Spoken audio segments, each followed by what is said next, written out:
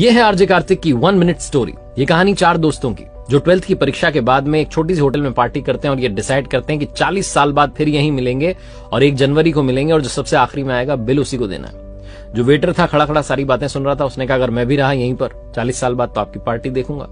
40 साल बाद पहला दोस्त पहुंचता है उस होटल में जो कि 5 स्टार होटल बन चुकी थी। वो वेटर मालिक बन चुका था। वो कहता है पहचानने के बाद कि मनीष जी आइए बैठिए, मैंने आपको पहचान लिया, मैं अब यहाँ मालिक बन चुका हूं, मैं वही वेटर हूं। मनीष कहता है क्या बात है। दूसरा दोस्त आता है संतोष। मनीष की बातचीत चलती है कि बिजनेस जो है ग्रो कर गया है, सब कुछ अच्छा चल रहा है, दोनों अपनी अपनी बातें शेयर करते हैं। तीसरा भी आ जाता है, लेकिन चौथा प्रवीण नहीं आता है। वो जो सेठ है वो आकर के कहता है कि आप भोजन शुरू कीजिए, ऑर्डर कीजिए मेन्यू में से। प्रवीण सर ने कहा है आप मंगवा लीजिए, वो आ ही रहे हैं। डिनर शुरू कर देते हैं, डिनर कर भी लेते हैं। बिल देने की बारी आती है तो इन्हें लगता है चलो हम ही पे कर देते हैं। वो सेठ जो था भूला वो आकर के कहता है कि आपका पेमेंट हो चुका है, प्रवीण सर ने कर दिया।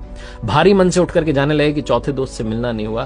तभी एक सरकारी गाड़ी आती है, एक बंदा उसमें से उतरता है और लड़का आकर के तीनों को प्रणाम करके कहता है नमस्ते अंकल, मेरे पिताजी टीचर बन गए थे, मुझे कलेक्टर बनने के काबिल कर दिया और वो 1 महीने पहले ये दुनिया छोड़कर चले गए। उन्होंने मुझसे कहा था कि जब वो तीनों पार्टी खत्म कर दें उसके बाद जाना और पेमेंट वगैरह कर देना। पिताजी अब इस दुनिया में नहीं है। ये तीनों रियलाइज करते हैं कि 40 साल बाद क्यों मिले, 40 दिन बाद ही मिल लेते।